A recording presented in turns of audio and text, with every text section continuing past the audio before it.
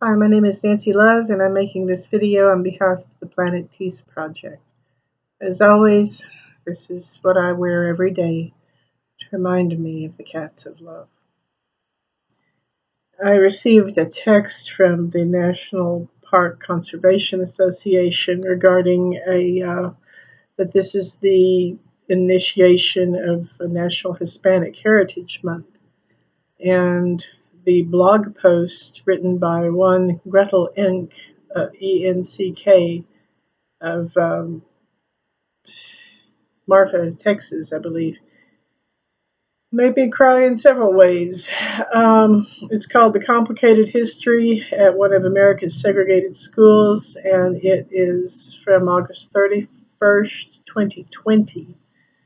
It talks about how they're trying to preserve the Blackwell School in Marfa, Texas, as a national park system, a historical site. It's being done by the Blackwell School Alliance, and the reason this is a historical site is because they used to segregate Hispanic kids from Anglo kids at this school back in the 40s, and it gets worse from there. Keep in mind that most of the people in that part of Texas were Hispanic.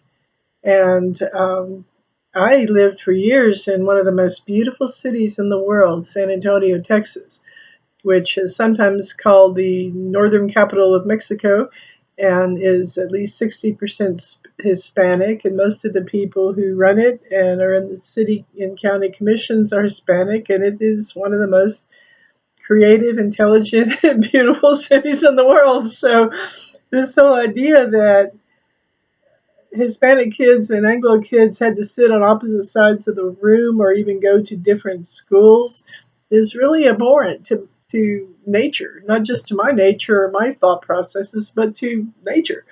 And it's like, duh. It's there's frequent quotes in here from a lady named Jessie Silva, Jessissilva,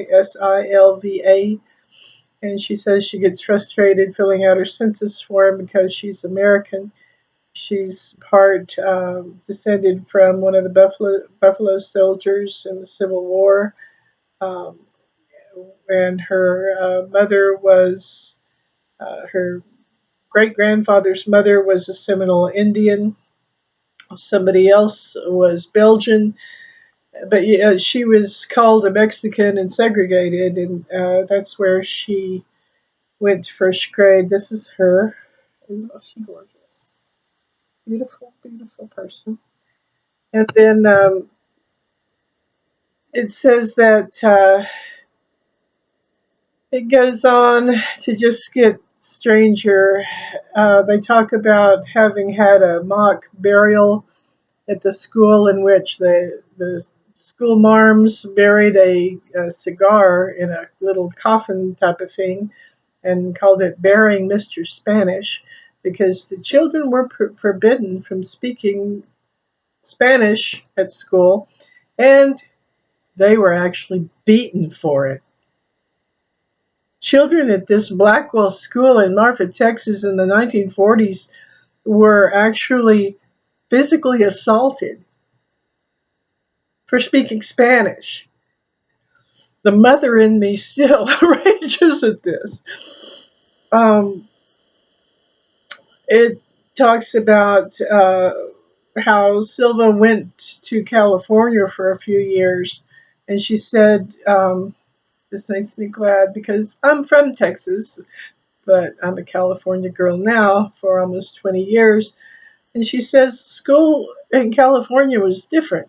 It was Chinese, blacks, Hispanics, Portuguese, everything. And they were just like everybody else. Nobody was better than the other. Nobody looked down on the other. California was mixed. And here in Marfa, Texas, it was Hispanics on one side, Anglos on the other. And I couldn't see why they weren't in the same school. I became aware of segregation when I came back from California.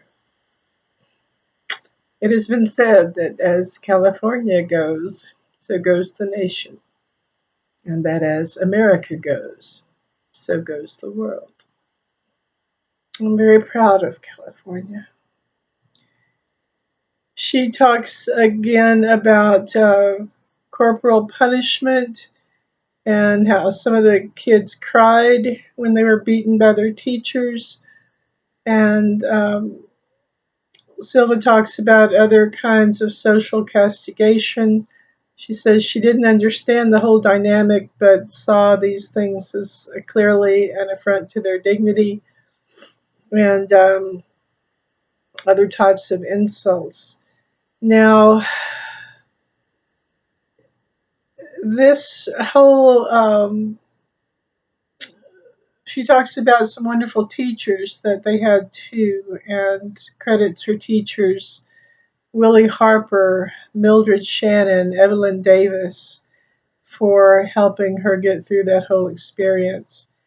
And I just think the whole thing is fascinating and it's really an outrage. But here you're welcome to check on that Blackwell School Alliance thing.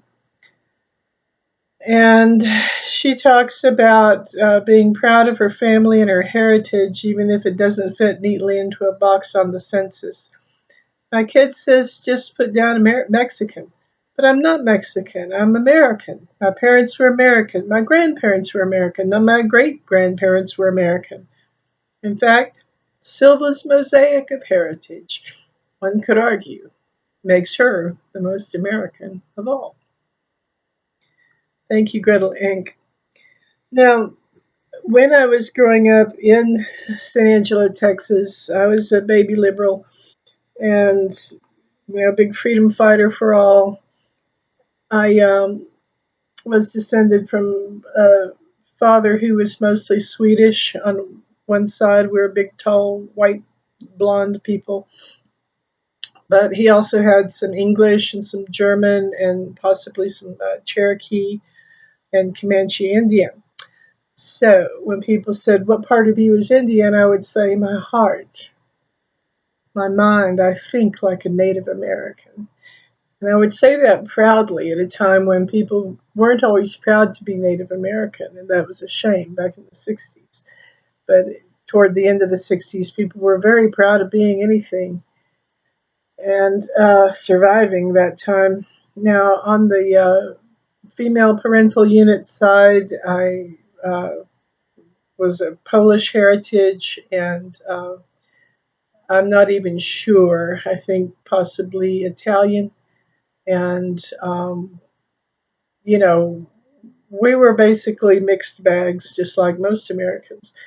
So when I was in elementary school, and I did a longer video about this, I'll just sum up. But when I was in junior high school, in seventh grade, I was stuck on the basketball team. Although I wasn't competitive and I wasn't interested in basketball, I was interested in the math and science and English classes, and I was publishing a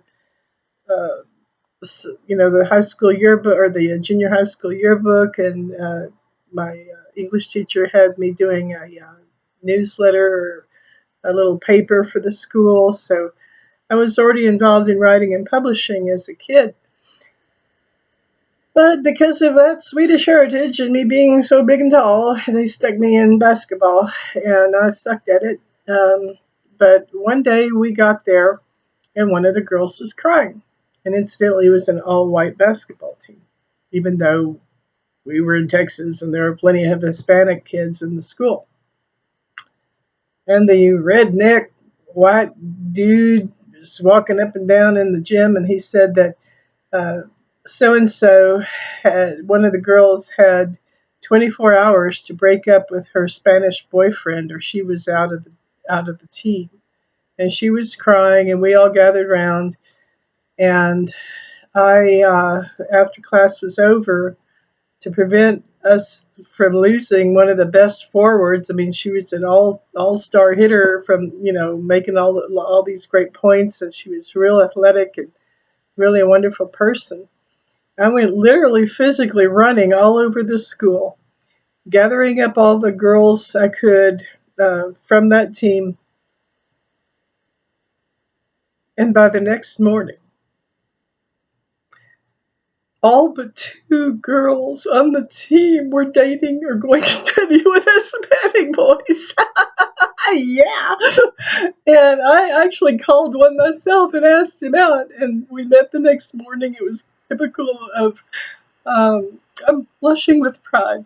So I managed to accomplish that, and so many of my friends were on board with this as well. It was common for kids to meet at the cafeteria at 7:30 in the morning before school started around 8. And I actually met this boy I had called, and he was so smart, and he was so serious, and he was so beautiful.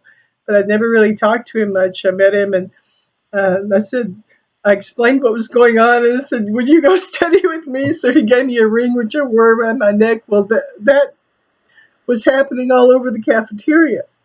Okay, so by the next day, by that afternoon when basketball class started, we all got there early and we were tittering and showing everybody rings and such. And redneck racist basketball coach comes stalking in. He just stalked up and down just like this, just like that. And we said, "Coach, you're gonna wear a hole in the gym floor. What are you up to?"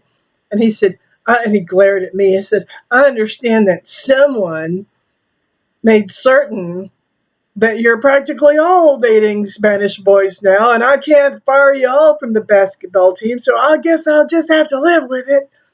And he said to the one girl that he had threatened to throw out that day, he said, "You're all right. You're starting for the next game." And we all cheered. Well, some of those relationships that were started overnight lasted, and some of them didn't. But still, it was a tremendous experience, and it taught that man something. First of all, we all got to stay on the team. But the next year I got out of basketball, I made good my escape. And I got into a math class that period, and I didn't have to do what I didn't want to do to begin with, which is play basketball. And as I said, I wasn't competitive. I wasn't into sports. I was very up here and in the arts and sciences. But I went to the basketball games to support the teams, the boy and the girl basketball games. And I just went up to the coach one day and I just sat next to him during one of the games and just say hello. And that man teared up and he said, "It's good to see you. I owe you a debt of gratitude and I don't know how I'm ever going to pay." And I was really flummoxed and surprised. What are you talking about? He said that I had helped change his life and improved his dignity and helped him evolve in his own destiny and his evolution as a spiritual person, because he claimed to be a Christian, and that wasn't very Christian of him to see other people, people of other races, as different from himself or less than in any way. And he said that, did I know that some of those boys came to talk to him? And I didn't. I did not know. But he said a whole committee of Mexican boys or Hispanic boys went to him after that incident. And they talked to him and told him, that they were uh, righteous and were as capable as anybody of being good boyfriends or good spouses, good husbands, good fathers. And he actually sat down with a bunch of Hispanic boys and realized how horribly he'd misjudged them. He said, in many ways, they were better young men than he had ever been. And he said he had started wearing a big hat so that his neck wouldn't be as red as it had been the previous year. But I always remembered that because, on the one hand, we caused him great rage with our progressive liberal, mixed culture stunt. But on the other hand, we got credited with helping him evolve as a soul. So, if anything I've said today, or if anything in the article written by the people who are trying to make Blackwell School a historical monument, essentially to shame, and let that help you evolve as a soul. And I have something else to say. I have a lot of friends at the San Diego Police Department and at the Los Angeles Police Department and at places in Texas and police offices in Texas and in the FBI and the DEA and Homeland Security. And they are as mixed a bag as anyone could hope for. There are people of all races and cultures and colors defending your cities, defending your nation. Same with the military. And if you have the audacity to think that any one of us is less than you are because we're a different color than you are, then you are ashamed. And I would just hope that you would develop empathy and start walking a mile in someone else's moccasins and start seeing rightly for a change. Nancy Love, Planet Peace. Ciao for now.